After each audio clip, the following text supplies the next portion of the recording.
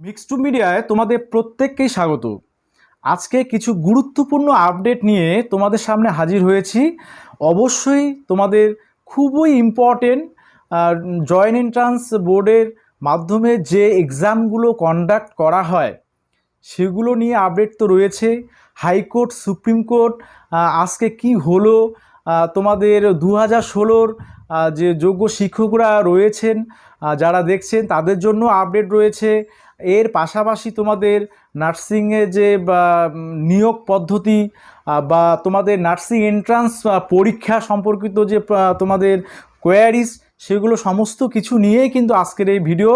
অবশ্যই শেষ পর্যন্ত দেখবে, তাহলে বিষয়গুলো তোমাদের ক্লিয়ার হবে। ঠিক আছে, ফার্স্ট টাইম ভিজিট করলে চ্যানেলটা একটু সাবস্ক্রাইব করবে আর ভিডিওটা একটু শেয়ার করবে। ঠিক আছে, এটা অনুরোধ রইল। তোমাদের প্রথমেই বলি যে আজকে একটা এমন গুরুত্বপূর্ণ বিষয় যে জয়েন্টের রেজাল্ট আগামী সপ্তাহের মধ্যে পাবলিশ করতেই হবে। সেটা হাইকোর্টের আজকে একটা কেজের হিয়ারিং ছিল। তোমরা জানো কিছুদিন আগেই একটা কেস হয়েছিল, কারণ বেসরকারি যে ইঞ্জিনিয়ারিং কলেজগুলো তারা অত্যধিক মাত্রায় ফিস নিয়ে ক্যান্ডিডেটদের অ্যাডমিশন পর্যন্ত করিয়ে নিচ্ছে, এরকম অভিযোগ নিয়েই কিন্তু কেসটা উঠেছিল। সেই কেজের পরিপ্রেক্ষিতে হাইকোর্টের বিরাট পর্যবেক্ষণ এবং রীতিমতো জয়েন্ট এন্ট্রান্স বোর্ডকে ভৎসনা করেছে যে আপনারা ছাত্রছাত্রীদের জীবন নিয়ে কেন ছিনিমিনি খেলছেন, এতদিন কেন রেজাল্ট পাবলিশ করেননি। আগামী সপ্তাহের মধ্যে জয়েন্টের রেজাল্ট পাবলিশ করতেই হবে। তো সেক্ষেত্রে জয়েন্ট এন্ট্রান্স এক্সাম তোমরা যারা দিয়েছিলে তোমাদের জন্য স্বস্তির খবর, আগামী সপ্তাহের যে কোনো দিন তোমাদের রেজাল্ট পাবলিশ হবে। অবশ্যই অফিসিয়াল যে তোমাদের ওয়েবসাইট রয়েছে সেই ওয়েবসাইটে ফলো রাখবে। যে কোনো দিন যে কোনো মুহূর্তে তোমাদের কিন্তু রেজাল্ট পাবলিশ হবে, সেটা আগামী সপ্তাহের মধ্যে হাইকোর্ট থেকে সেটা নির্দেশ দিয়েছে। ঠিক আছে, এটা একটা বিষয় গেল। এবারে আমি এসএলএসটির বিষয়টা বলে নেই যে এসএলএসটি আজকে সুপ্রিম কোর্টে একটা বিষয় উঠছিল, সেটা হচ্ছে রিভিউ পিটিশন। তোমরা জানো যে এই যে 2016 এসএলএসটির 26,000 শিক্ষক শিক্ষাকর্মী যে চাকরি বাতিল মামলার প্রায় 180+ এসএলপি কিন্তু দাখিল হয়েছিল রিভিউ পিটিশনের জন্য। তো তার মধ্যে আজকে যোগ্য মঞ্চের পক্ষ থেকে 2টো এসএলপি অ্যাকসেপ্ট হয়েছে। ঠিক আছে, তো সেটা সুপ্রিম কোর্টের প্রধান বিচারপতি তিনি নির্দেশ দিয়েছেন স্পেশাল বেঞ্চ গঠন করবেন এবং ইমিডিয়েট যাতে সেগুলো দেখা হয়, এবং সেটা তিনি যারা আবেদন করেছিলেন তাদেরকে বলেছিলেন যে আপনারা যদি ওপেন কোর্ট হিয়ারিং চান তাহলে সেটা সেই বেঞ্চে তখন আবেদন করবেন, সেই অনুযায়ী ওপেন কোর্টে হিয়ারিং হবে। তো ওপেন কোর্টে হিয়ারিং হওয়ার সম্ভাবনা কিন্তু সব থেকে বেশি। বাকি অন্যান্য যারা অন্যান্য অনেক মঞ্চ থেকে কিন্তু অনেক এসএলপি করা হয়েছিল, তাদের যে রিভিউ পিটিশনগুলো কিন্তু ধীরে ধীরে উঠবে এমনটা আশা করা যাচ্ছে। অগাস্ট মাসে কিন্তু তোমাদের মোটামুটি 15 দিনের মধ্যে তোমাদের রিভিউ পিটিশন কিন্তু উঠতে চলেছে এবং সেটা ওপেন কোর্টে হিয়ারিং হওয়ার সম্ভাবনা। এবং এক্ষেত্রে যে সুপ্রিম কোর্টের যে ভার্ডিক্টটা ছিল সেটা মডিফিকেশনের প্রবল সম্ভাবনা উঠে আসছে। ঠিক আছে, তো এটা তোমাদের জন্য অত্যন্ত গুরুত্বপূর্ণ যে যোগ্যদের চাকরি পুনর্বহালের একটা সুযোগ, বড় সুযোগ কিন্তু আসতে চলেছে এবং আশা করি সেখানে 80% যোগ্যরা ফিরতে পারবে, এই সম্ভাবনা রয়েছে। আচ্ছা, এরপরে আসি তোমাদের বিভিন্ন কোয়ারিজ ছিল পূর্ববর্তী ভিডিওতে যে ফর্ম ফিল আপের বিষয়গুলো। তোমাদের জয়েন্ট ট্রান্সপোর্ট যেগুলো এক্সাম কন্ডাক্ট করে সেগুলোর ফর্ম ফিল আপ তোমাদের ফার্স্ট উইক নাগাদ হবে। আর এক্সামের কথা তোমরা বলেছিলে, তোমরা অনেকেই বলেছিলে যে এএনএম, জিএনএম, জেনপাস এগুলো এক্সাম হবে কি না। সব এক্সামই হবে, তোমাদের কোনো গুজবে আপাতত কান দেওয়ার দরকার নেই। তোমরা নিজের প্রিপারেশান নিবে। অনেকে বলছিল কি যে মাস পিজির কথা বলেছিল, সমস্ত কিছুই কিন্তু হবে। আর জয়েন্ট এন্ট্রান্স বোর্ডের সূত্র মারফত একটা খবর, সেটা হচ্ছে যে কোর্টের ভার্ডিক্টও ওবিসি সংক্রান্ত আমরা পেয়েছি।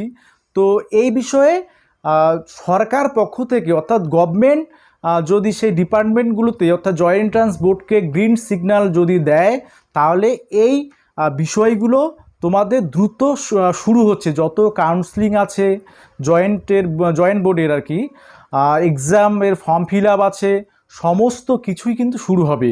জাস্ট একটা গ্রিন সিগন্যালের অপেক্ষা। সেটা যে কোনো দিন, আজকেও দিতে পারে বা আগামীকালকেও দিতে পারে। যে গ্রিন সিগন্যাল আসলেই তোমাদের কিন্তু তোমাদের ওয়েবসাইটে তোমাদের জয়েন্টের যাবতীয় যে এক্সামগুলো কন্ডাক্ট করা হয়, কিভাবে হবে না, বা কোন এক্সাম হবে বা না হবে, সব কিছু বিস্তারিত কিন্তু তোমরা পেয়ে যাবে। তবে এক্সাম হওয়ার সম্ভাবনাই সব থেকে প্রবল। তোমরা কিন্তু কোনো গুজবে কান দেবে না যে এক্সাম হবে না। এক্সামের প্রিপারেশান নাও, যে যেটা প্রিপারেশান নিচ্ছ ভালো করে নাও। তোমাদের সেপ্টেম্বরে এক্সাম হওয়ার সম্ভাবনা প্রবল, লাস্ট 2 উইক। ঠিক আছে, তোমাদের আগেই বলেছিলাম, কিন্তু সেই 2 উইকের মধ্যে এক্সাম কন্ডাক্ট করার সম্ভাবনা সব থেকে বেশি, নাহলে কিন্তু আবার লেট হয়ে যাবে। তো সেই যে সেপ্টেম্বরের লাস্ট 2 উইক, সেই 2 উইকেই তোমরা ধরে এগোতে থাকো, তোমাদের ফর্ম ফিল আপও শুরু হয়ে যাবে। এই বিষয়ে নিঃসন্দেহ তোমরা থাকতে পারো। ঠিক আছে, আর আশা করি কোনো জিজ্ঞাসা নেই। তোমাদের জয়েন্ট এন্ট্রান্সে যাবতীয় যে বিষয়গুলো সেটা শীঘ্রই শুরু হবে। এখানে আর আদার্স স্পেশালি আমি কোনো যে এক্সামের কথা বলছি না। ঠিক আছে, যে মাস পিজি থেকে শুরু করে এভরিথিং। কলেজের ভর্তি তোমরা জানো ইতিমধ্যে তোমাদের আজকে থেকে ক্যাটাগরি যে বিশ্লেষণ বা ক্যাটাগরি আপডেট সেটা চলে আসছে অলরেডি ওয়েবসাইটে।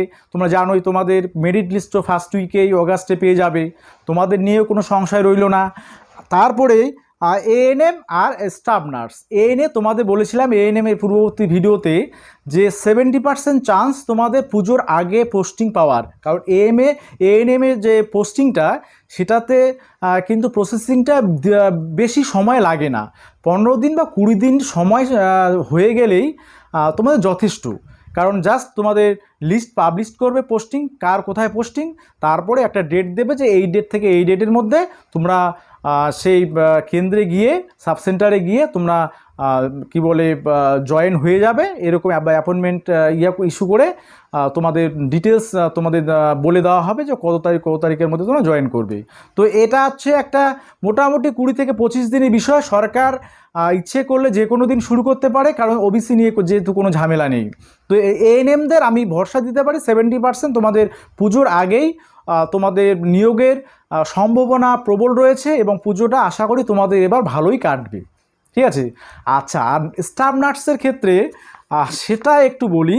কারণ স্টাফ নার্সের একটু যেহেতু এটা একটা দীর্ঘ প্রসেস, কারণ তোমাদের অ্যাপ্লিকেশান নিতে হবে, সেখানে ভেরিফিকেশানের ব্যাপার আছে, ইন্টারভিউর ব্যাপার আছে।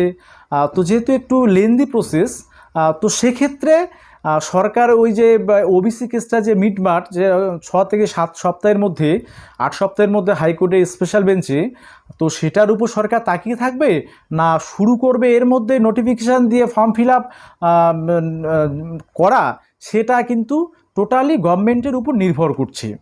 তো সেটা যদি পুজোর আগে না হয়, পুজোর আগে সরকার কিন্তু নিতেই পারে, কোনো অসুবিধা হওয়ার কথা নয়। কারণ তোমাদের যে যাদের ওবিসি সার্টিফিকেটগুলো আছে সেগুলো কিন্তু এখন ভ্যালিড, এদের উপর কোনো স্থগিতাদেশ নেই। সে সুপ্রিম কোর্ট বলো বা হাইকোর্টের বলো, কোনো স্থগিতাদেশ নেই, তোমাদের এই সার্টিফিকেটগুলো আপাতত ভ্যালিড। তো এইগুলো নিয়ে যদি সরকার এগোয় স্টাফ নার্সের ক্ষেত্রে, তাহলে কিন্তু প্রসেসটা তোমাদের এগিয়ে যাবে, এবং তোমাদের মোটামুটি ডিসেম্বরের আগেই তোমাদের নিয়োগ প্রক্রিয়া সম্পূর্ণ করার সম্ভাবনা তখন থেকে যাবে। ঠিক আছে, তো যদি পুজোর আগেই তোমাদের নোটিফিকেশান জারি হয় তাহলে ভালো, না হলে পুজোর পরে তোমাদের 100% কনফার্ম হচ্ছে। এবং 2026-এর যে ভোট মার্চ এপ্রিল, তার 1 মাস বা 1.5 মাস আগেই, অর্থাৎ মোটামুটি জানুয়ারির মধ্যে তোমাদের সমস্ত বিষয় যে পোস্টিং থেকে শুরু করে এভরিথিং তোমাদের কমপ্লিট হতে পারে, মানে কমপ্লিট হয়ে যাবে। কারণ ভোটের পরে আর কিছু রাখবে না, ভোটের আগেই তোমাদের সব কিছু কমপ্লিট করে দেবে। ঠিক আছে, এই বিষয়গুলো আজকে তোমাদের আপডেট। অনেকেই জানতে চেয়েছিলে পরীক্ষা হবে কি না।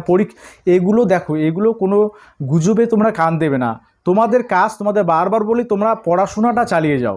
ঠিক আছে, সেটা পরীক্ষা হবে কি না সেটা গভর্নমেন্ট ঠিক করবে বা তোমাদের বোর্ড ঠিক করবে, সেটা অফিসিয়ালি নোটিফিকেশান দিয়ে জানিয়ে দেবে।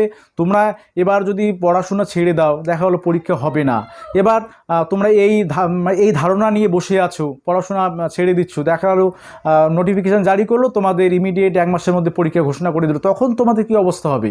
তাই তোমাদের ভালোর জন্য বলছি, এমন কোনো আপডেট নেই বা সূত্র মারফত কোনো খবর নেই যে পরীক্ষা হবে না।